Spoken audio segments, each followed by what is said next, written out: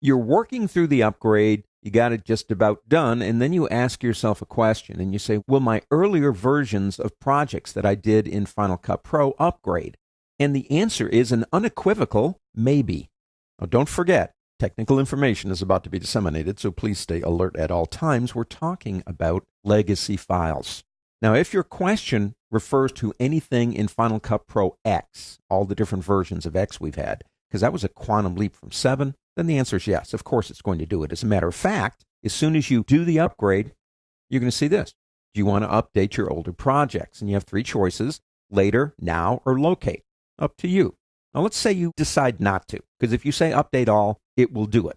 If you say locate, then it will manually create libraries for specific hard drives, folders, or what's called SAN locations, that's storage area networks. But you say, nah, I'm going to do it later. You'll get one more message, and it tells you where to go if later you change your mind. But let me give you one piece of advice. Never, never, never update a project in the middle of the project. Finish the project out in the older version of FCP and then bring it into the newer version. That's almost like a rule of thumb with editors. We never update in the middle of a project.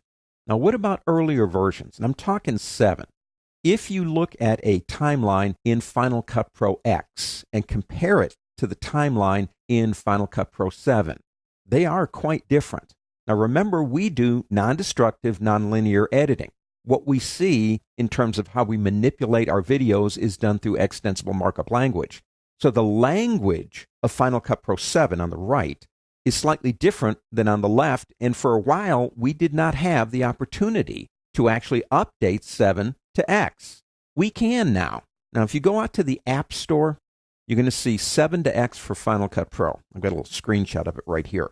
In my opinion, if that project that you did in 7 is just really complicated, it's going to be more difficult to make the transition.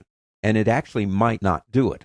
But if you do have those gems of projects that you did way back in 7 and you haven't had a way to update them, well, you could go ahead and give this a try.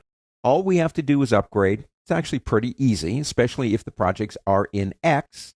If you just remember the rule to never update a project in the middle of it, you're not going to have a problem.